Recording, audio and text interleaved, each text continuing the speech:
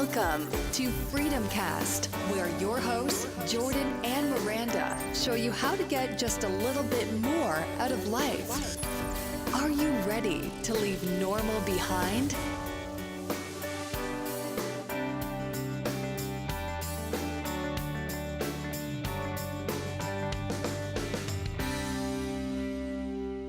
Hello, friends, and welcome to Freedom Cast, leaving normal behind. And today is kind of a fun day, because today we are going to be telling you our story. What? So we're going to start. I'm going to kind of tell my story up until college. Jordan's is going to tell his story up until college, and that's when we met, and then we will continue on together from there. We probably are some of the most interesting people on the face of the planet, so you're not going to want to miss this, seriously. It's very exciting stuff. No, we're excited to share and just talk about, what brought us up until this point, why we are even considering doing a podcast. Why we are the way we are. The weirdos that we are. We blame our parents. I gotta put my glasses on.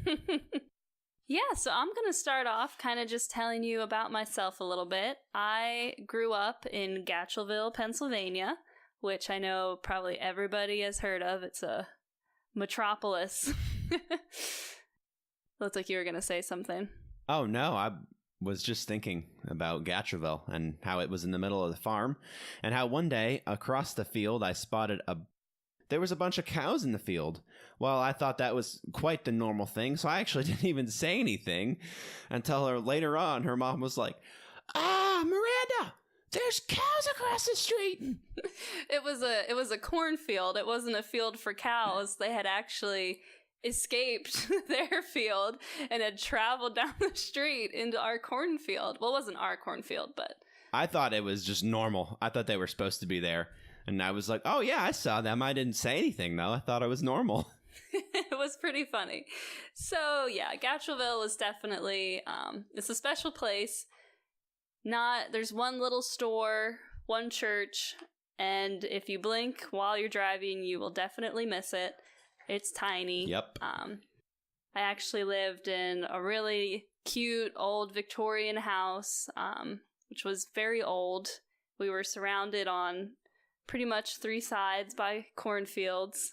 And yeah, that was about half an hour to the closest Walmart, which kind of puts into perspective how far out there it was. I thought the house was really cool. I love going over there and visiting. You know, when I first met Miranda in college, she took me over there and introduced me to all her family. And such a cool house to grow up in. Such a classic, really old school, like very old town Pennsylvania kind of house. And, Miranda had all kinds of cool, crazy traditions, but such a cool place. And you could just kind of feel the sense of family within that home. Yeah, so I would definitely say that I had a very good childhood. I was the middle child of 5. I have 2 older sisters and a younger sister and a younger brother. So my younger brother is the baby of the family. He had 5 mothers growing up. And poor little Wesley. Unfortunately for him, we were all very girly. So we dressed him up in tutus, in dresses, as a fairy. He definitely suffered through a lot as a child because of us, but I think he turned out okay. It's yet to be seen, I guess. But yeah, he's a good kid. He's turned out just fine, you older sister. Yeah, so like I said, I'm the middle child, and that's definitely affected me, I think, personality-wise. I'm very much a people pleaser, very much peacekeeper, completely. I feel like a lot of my childhood was, keeping the peace, keeping people happy, trying to keep people together, not angry at each other. But there was a funny story. Ashlyn, who's closest in age to me, she's my older sister. We were very close growing up. We were thick as thieves. And my little sister, Justine, was, young enough to not be cool enough to hang out with us, if you know what I mean. So we put her through tests to make sure she could hang out with us and hit that level of cool that we were, because we were really cool. Yeah, and Justine actually goes by J-Boss now, so I don't know if that's because of this story, but just wanted to note that here. It might have been traumatizing for her, but we made her run around the house multiple times. We made her do a bunch of ridiculous things. And then her final test was to climb on top of our mulch pile. And our mulch pile was basically old Christmas trees, parts of bushes that like my dad had cut down, just a huge pile of plant debris in our backyard, which I'm sure my mother loved having back there. Was that always there? Because I remember that. Yeah, it was just always there. That's funny. Real eyesore. But we told her she had to climb to the top and then back down. So she, bravely made her way up the side, got to the top, and then she just started bawling when she got to the top. She got so freaked out. She started screaming. We had to get our dad to come get her off the mulch pile because she was really upset. So the irony is, after that, I think Justine and I did get a lot closer. So that's good. I think there's something to be said for a small amount of hazing, even for children. So my parents were definitely, I would say, laissez-faire with parenting. We didn't really have a lot of rules growing up. There was never a strict curfew or we never got the don't do drugs talk or anything of the sort. But we actually all ended up very much being rule followers. So, yeah, I still don't understand that, but... Yeah, and we all turned out, I don't know, really well behaved. We all tried hard in school. We all, we didn't have curfews, but we still... came home at a reasonable time. You kind of self-monitored for some reason. Yeah, and I think, for me, I've always been kind of an old soul. So my little brother, he liked to watch SpongeBob, and I thought, at the time, I didn't think SpongeBob was an appropriate show for him to be watching. So whenever he would watch it, I would come in and turn it off and say, you shouldn't watch that show. So definitely weird older sister trait there. Yeah, Wes, if you're listening, if I was there, I definitely would have stopped her. If I thought he was playing too much Game Boy, I would tell him he needed to turn it off. I was, I was trying to monitor other people as well as myself, I guess. So yeah, I think I've always been an old soul. And as we mentioned before, we actually ended up working out at a retirement home for 2 years. So I think that definitely helped with that. I definitely have a love for nature. Some of my earliest memories are my dad taking me and my sisters to state parks. We definitely went out to the outdoors a lot, and I picked up on that, and I love the outdoors. I love hiking with Jordan now, and Oh, absolutely. I definitely feel much freer when I'm outside. I always feel closer to God, too, whenever I'm out in the outdoors. It feels very spiritual to me, I guess, which is cool. Yeah, there's something to be said about unplugging your brain from the, all the different electronical stimuli we get throughout the day. That a lot of it isn't even in our own control. We have, even if we turned off our phones and didn't watch TV, we're still going to be infused with stuff when other people are blaring music or... other people are talking about politics. There's things that we can't get away from. I don't know why I jumped to politics there because I was talking about electronics, but you know what I mean? Just that, the constant stimuli. Yeah. Yeah. And especially in today's age, there's a lot, advertising is just constantly shoved down your throat. I forget what the stat is, but how many advertisements you hear or see in a day is just crazy. You can't avoid it. That's something where... if you do turn your phone off, go out for a hike, you can actually get away from that. And you can actually kind of have a space where there's not somebody telling you how you should dress or how you should look. You can just be yourself and feel like you're in the judgment-free zone, Planet Fitness. Yeah, and seriously, guys, if you've ever considered, if you don't hike and yet have considered to do it, go ahead and just do it. It's one of the best things that, the best hobbies that Miranda and I have gotten into, especially if you're in a stressful job or a stressful situation. If you can get out there and just, be one with nature, whatever you want to say. I don't care what you want to call it, but just being out there and just, walking around and, not being plugged in, getting unplugged in that way is just so refreshing. I can't think of any hike that we've, come back from and not felt refreshed. But did just want to say that I'll let Miranda get back to her story real quick. No, I completely agree. And it's not something where you have to jump right into a 15-mile hike all uphill. There are state parks where you can just do a 1-mile loop around a cute little lake, and that can be just as relaxing. It doesn't have to be, you don't have to go all in crazy if you want to get into hiking. That's all I'm trying to say. Very true. So another really important fact about me is that I am a chocoholic completely. My grandmother used to take my sister and I, and she would say we're going out to lunch, and we would just go get ice cream at the creamery at Penn State, and that was what our lunch was. So I was definitely, it's not my fault that I'm a chocoholic. It was definitely forced upon me. Oh, definitely not your fault. Yeah. Right. My mother, too. There were always Oreos in the house. There was always chocolate in drawers and stashed away in all sorts of places.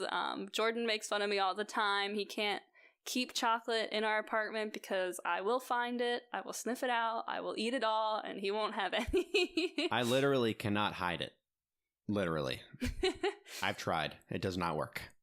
I have a sense for it, so I know if it's around. It's kind of a problem. Eventually, I'm gonna have to, I think, get a little better when my metabolism slows down after I hit the big 3-0 in a couple of years. It's coming up. Yeah, but that's just something that I definitely love is chocolate. I also love, like I said before, nature. An old soul. I'm a Virgo. So I have a very people-pleasing and just a personality where I do get along with a lot of people, I think. Oh, absolutely. Very friendly. And like we said before, very much a peacekeeper, too. Yes. And I think that's... Well, I guess I should say that I ended up going to Messiah College. And the interesting part is Jordan and I didn't actually meet until the summer after our junior year. So it's a pretty small college as far as colleges go. And it was kind of interesting that we didn't even run into each other until that year. But I will let Jordan tell his life story up until that point.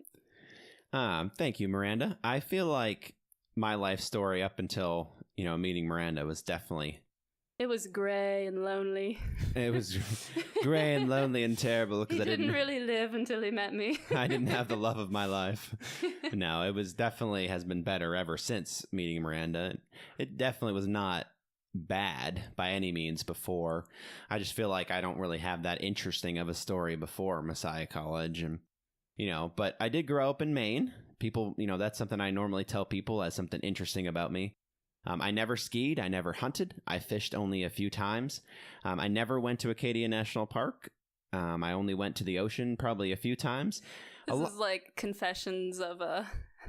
confessions of a lonely Mainer. Or whatever you want to call it. Also, you didn't eat shrimp, right? I hated shrimp growing up. Yeah. I liked all the other seafoods, unlike my brothers. They did not enjoy seafood. They would always get a hamburger whenever we went to a seafood restaurant. I would usually get lobster rolls. Not lobster rolls. Very funny. I would get fried clams and, other things like that. I love scallops. I was a huge fan of those. So part of growing up, like I said, I never really got into the normal stuff that, normal Mainers would do. But I did, I had some other hobbies. I grew up playing tennis. My dad taught me and my brother, my younger brother, Gib. His real name's Jamie. I call him Gib because that's just an awesome nickname. And it's cool because most of Miranda's family will call him Gib, and most of my friends will call him Gib. And pretty much to everyone I know, he's called Gib. And, even my dad will call him that sometimes, and I think that's hilarious. But for the most part, his name is Gib. But Gib and I grew up when we were younger. Dad taught us tennis. we never really learned. It was one of those things, or we learned, we don't remember learning. They're really slow learners. It took them 10 years, but they figured it out eventually. Yeah, we figured it out. No, it was one of those things we don't really remember learning. We just kind of always played. We played so much together down at that little court in Mechanic Falls that, we would go there almost every day sometimes and play tennis. And I love those. That's probably, if I had to say what my favorite memory was growing up, it was, just a combination of playing tennis with Dad and Gib and just always having that time, and, Dad would play with us and beat us. We had a hard time ever beating him. Even when I played tennis in high school and actually got lessons from a tennis coach, I still had a hard time beating him. And he didn't even play how you would learn, from a tennis coach. He taught us, the way he knew. And I think he and my mom had just picked it up and just played. I don't think he had any actual official schooling in it or any lessons in it or anything. So. And this is a guy that self-identifies as Tog, the old guy. Yes, my dad is the old guy in our family. Even more impressive that he can still beat you. Yep, he is Tog, and he can probably, to this day, I know he still plays tennis up in Maine with Gib every once in a while, which is just phenomenal. More power to him. I think it's awesome. I hope I'll be able to play at that point, but I don't know about that. And one of the interesting things I think about our families is that, like I said, I have 3 sisters and a brother, and Jordan has 3 brothers and a sister. And his sister is the oldest, where my brother is the youngest, so we're kind of opposites in that way. Yeah, it's pretty cool. Miranda was number 3 in her family, and I was number 4. She definitely, like she said in her story, identifies with being a middle child. I definitely gear more toward the oldest child because it was mainly me and my younger brother Gib when we were growing up. My 3 older siblings had pretty much gotten out of the house at that point. My youngest older brother Justin hung around for a little bit, but for the most part, he was out of the house. So really, we just grew up with just me and my younger brother, which gave me the older brother, talk down to, be mean to the younger brother kind of mode. No, I wasn't mean. He can tell you that. But we kind of fit into those personalities, versus me being a middle child. I don't think I really ever thought of myself as a middle child. I don't identify with any of those characteristics. I don't think I would say that I'm a peacekeeper in the family or anything like that. So if anything, I cause more trouble. And I'll admit that. I would agree with that. Wow. She didn't even hesitate to agree with that. But I think it did make a really big difference because we love each other's families. And I think both of us being part of a big family really helped us mesh well together. And it wasn't overwhelming. It wasn't like I was an only child jumping into this crazy, huge family with kids running around and weird traditions. We both kind of had that background. So we both actually fit into each other's families really weirdly well.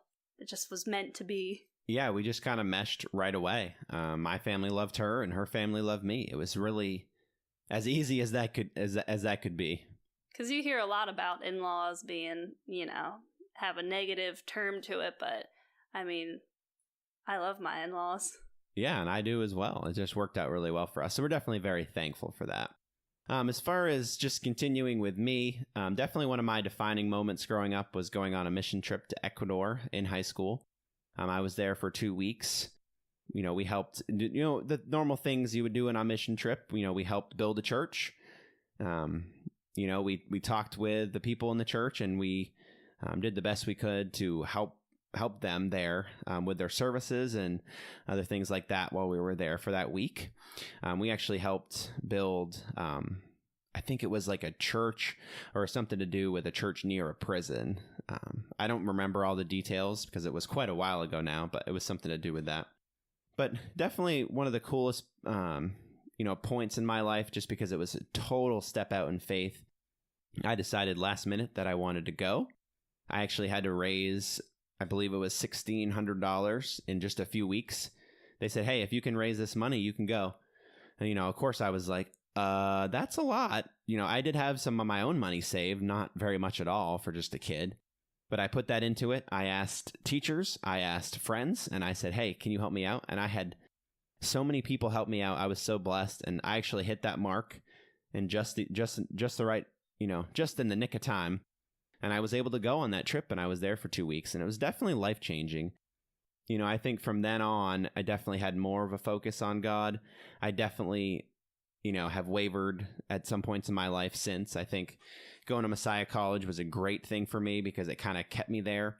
But I would say, and I'll talk about this a little bit more in our story, but I definitely had my period of enlightenment right around the age of 25. But I'll talk about that a little bit because that happens after I met Miranda. But let's just jump into that then. So we both ended up at Messiah College, small Christian school in Pennsylvania. Messiah.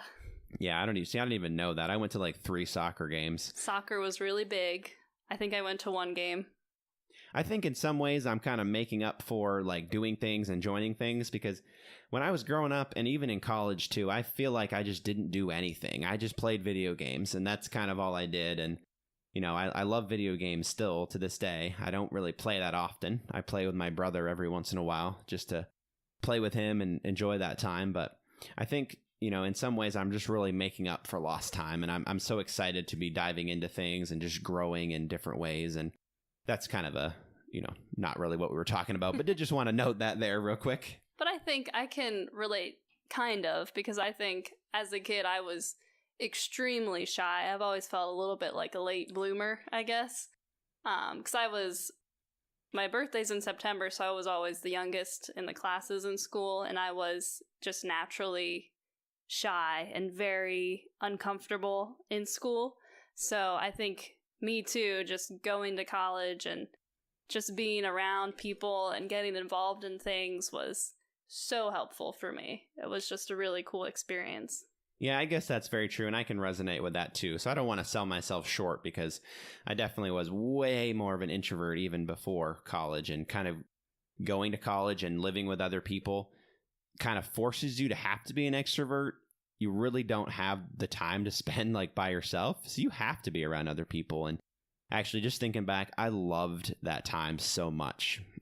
I loved being in college. I loved going to classes, and it's hard to say now that I loved going to classes, but I just loved the whole experience. I think some people had some negative takeaways from going to Messiah College, but I loved every bit of it. The experience was just incredibly defining, and I'm very, very happy to have gone there. Yeah, so we actually met not at Messiah College, but actually, believe it or not, in a May term class that we took in Philadelphia. So at Messiah, you have to take a cross-cultural before you can graduate. And yep, cross-cultural right over to Philly. Yeah, ironically, that counted. Yep, so got my credits. It was actually the cheapest option, so that's how I ended up there. Is that why you went there? Oh, of course. Yeah, it was the cheapest and easiest. I was all about being lazy and taking the easiest classes, so. I don't even really remember the class at all either. I don't remember it either. Of course, what I remember from that week is meeting Miranda. Her and her friend Michelle came up to me and my good friend Chris and just decided that they were going to be friends with us. I always joke about that, but Chris and I did not know them before. We were sitting there just chatting, and they decided to come over to us and just started talking to us like we were old friends. Me and Chris even talked about that after. We said, who were those girls? And are they in our class? Who are they? I don't even know them. Was love at first sight. Yeah, absolutely. Who were those weirdos? But we actually, we got to know each other a little bit better during Philly. We played some ping pong. Jordan actually was just going through a breakup with his girlfriend of the time. So he was very, very sad. Yeah, I was very distraught. Thanks for bringing that up in the podcast. Really, that's great. No, that's totally fine. No, Miranda was there. I figured you would if I did. She was there for me in exactly the right way a new friend should be. Just someone there to play ping pong with. And she actually stayed in touch with me over the summer. We texted probably 3 times, which I know is really crazy. I know that's so many times. But we just kind of went, I would text her, and then a few weeks later, she would text me back. And then it would kind of go like that just a few times throughout the summer. I was known at the time as just a really bad texter. Oh, she was awful. I was actually working on an organic farm that summer. So I just remember distinctly one of my text messages being, I drove a tractor today. And like 3 days later, Jordan was like, cool. Yeah, it took me 3 days to figure out how to respond to, I drove a tractor today. I'm like, who is this girl? Again. I was, it's a really impressive thing to do. So, But then, we went through that summer. I kind of recovered from, what I was going through. I got to school, and I remember, I think I either walked over or biked over to Miranda and Michelle's apartment and just said, hey guys, like, how are you doing? And I just remember, like, they were super weird that first day. They were kind of like, they kind of had the same reaction Chris and I did. They were like, who are you? And why are you like, want to be friends with us? And I'm like, oh, like, I thought we were like really good friends. Yeah, but we started playing Ultimate Frisbee together. We went tubing down the Yellow Breeches, which is the classic Messiah College thing to do. We just started hanging out as friends, and it was really cool because our relationship really just grew out of a natural friendship, which was really awesome. Yeah, I thought it was fantastic. Really my only relationship that had gone from really just, hey, we're friends, to, hey, let's try this. Let's go out on a date, and I made her tacos and I made an apple pie, and we watched Emperor's New Groove. And, which is my favorite movie. Yes. Fun fact. Yep. And I remember being very nervous before because I thought she was going to bring her friends. And I texted her and said, so I'd really like to have you for dinner, but like just you. And I was like very specific. I was very clear about the fact that I wanted it to just be her. I was very nervous, even until she came. Because he only made chicken nuggets for two.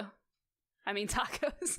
You had it on our notes here that we're looking at as chicken nuggets, and I was like, I really want to hear that story because I don't even know that story. I just feel like chicken nuggets define your college experience. Oh, we had chicken nuggets, chicken patties. That's really all we ate, and it was some shout out, guys, of chicken. But yeah, it was a really cute first date. And then I just think it was really neat how naturally we fell into a relationship. It was never, Jordan was never pining over me and had this unrequited love or anything. It was very natural from the beginning. And we went on Thanksgiving break, and we texted over break. And she actually responded to me a bunch of times, which was nice. Yeah, that's when I kind of was like, oh, I got to get better at texting. So I did a good job. And then we came back from Thanksgiving break, and Miranda said, hey, you want to make this official? And I was kind of like, yeah, you could have waited a week for me to ask you, but I'm good. Let's do this. And at that point, we started dating. Eventually, I proposed to her. I did ask her father, and yes, I did get down on one knee. We went hiking. And to this day, actually, we don't remember the name of the place, but it was a place Can't remember what it's called. Near where she lived. I don't think, it wasn't like a famous place or anything. It was just a hike. I probably should remember where it was, but, those details don't matter. And I think that's something important that we have to share. Those details of exactly where those things happened don't really matter as long as you can remember how you felt at the time. And I just remember feeling extremely nervous. I knew she was going to say yes, but I barely got it out. I barely could even say like, hey, will you marry me? Will you be the love of my life for the rest of my life? Aw. And all I could do was just giggle. Like normal, Miranda just stood there and giggled, and I'm like, well, what's the answer? And I just giggled some more. I was like, oh yeah. I was like, you didn't say yes yet, but then she eventually said yes, and I married my best friend on August 18th, 2012. By the time you're listening to this, it will have been 5 years. We will have celebrated our 5th year of marriage. We are so happy together. Miranda is my best friend, and I know that I am hers. She doesn't even have to pipe in and say that. We just mesh together. We just have this love, and it's just wonderful. It really is. And I just want to mention, we will probably talk about our wedding at a later podcast, but we had, yes. Since we both come from families without a lot of money, and both of us don't have much money, we had to be really money conscious when we did our wedding, and we ended up pulling it off for really cheap, and it was an outdoor wedding. It was beautiful. It was absolutely exactly perfect for us. And I think that was just so cool that it just embodied our personalities. It was just very chill. It was relaxed. It was outdoors.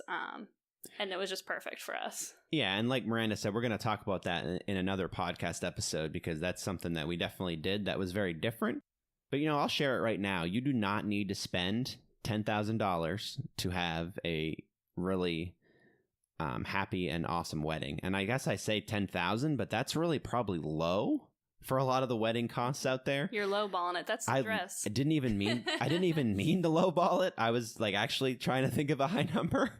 But yeah, you don't need to spend that money. If you want to, no one's going to tell you, you can't. But it's just something, don't do that just because you think you need to be happy. That is so like far from the truth. And, we feel so passionate about these things that, it's just something that we're going to talk about and we're going to share. Yeah, because for us, the most important thing was just having our family there. And just, it was our, we were getting married, and that was so exciting and so wonderful. And that, like, our love was the important part of the day, not what I was wearing or, what the food was or what the flowers were. It's just important to remember the important things. Yeah, exactly. And, we talked about in our first episode, that we're going to be sharing the things we did differently. And we just wanted to share that we're going to be talking about that more, because it's such an important subject. A lot of what we do depends on money.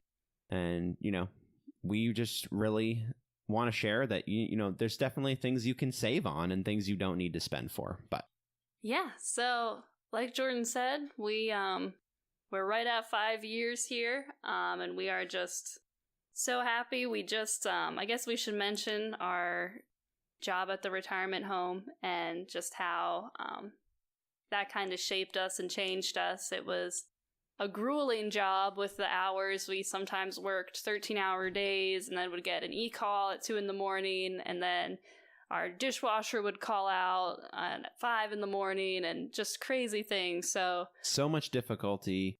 And a constant stress of having to worry about those things. Even on a Monday, sometimes we would worry about the next day. Like, oh, actually, we don't have staff for tomorrow night to cover, so we're going to be doing that job.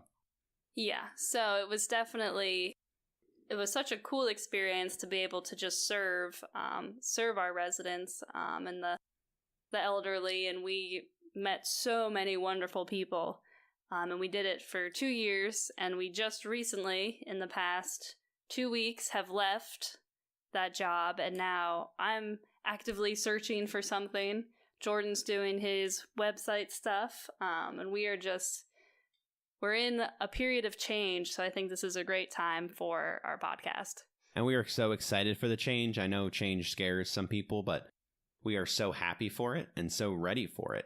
And we are just excited to find our passion. And, we're excited to help you find yours. We hope that, whether it's our words or whether we have guests on this show that share kind of what they're doing and what's going on with, in their lives, we're hoping that you can glean something off that and apply it to your life and, just be better for it. Yeah, that's basically what we want to accomplish with this podcast. And I guess, too, we are so used to working together because we were working together, 24 hours a day at our job at the retirement home for 2 years, that now we feel like this is such a great project for us because it's something we're really passionate about, and we can work on it together and we can grow it together, and we're just very excited. Absolutely. And one more story for you guys before we wrap up. We did just want to share what Miranda and I have been doing as our anniversary tradition for the last 5 years. Miranda, did you want to talk about that, or did you want me to talk about that? I can talk about it. All right. We've actually done something really cool, and I'm so glad we started it at our first anniversary. I don't know how we thought about it. I don't know where we got the idea, but it's awesome. So we wrote down kind of our favorite memories from whatever our anniversary is in August. So from that previous year to that August, all of our favorite memories, all the things that kind of happened, what changed, how we grew in our relationship. And then we put goals we have for our next year. And then we put it in an envelope. We stick it in a cute little box I have. And then for our next anniversary, we pull it out and we read over the previous years. And then we go and we write a whole new sheet for that year. And so now we have, just a history of our marriage, which is really cool to have. It's amazing. So, like we said, when this recording comes out, we will have had this time, but next Friday is our anniversary, August 18th. As of this recording, it's Saturday. I don't even know what the date is. Saturday the 12th. We're recording this right now. Yes. Yeah, the 12th. Sorry, I had to look at that real quick.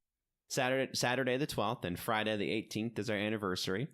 But we have 4 years of letters that we're going to open. And of course, we've read those before. But just reading them over again and seeing where we were is so cool. And I'm looking forward to that so much. I'm so glad we started it right off the bat because we just have this history. And like Miranda said, of where we've been and what goals we have. And like she said, also, we write in each year. We'll do a new one for this year and we'll read that last. So, we'll go out to a restaurant or wherever we go. We'll start with reading years 1 through 4, and then we'll pull out the letters to each other and, just fun stories and stuff that happened throughout the year. And we'll add that to the mix. And then, it'll be stored there for the next year.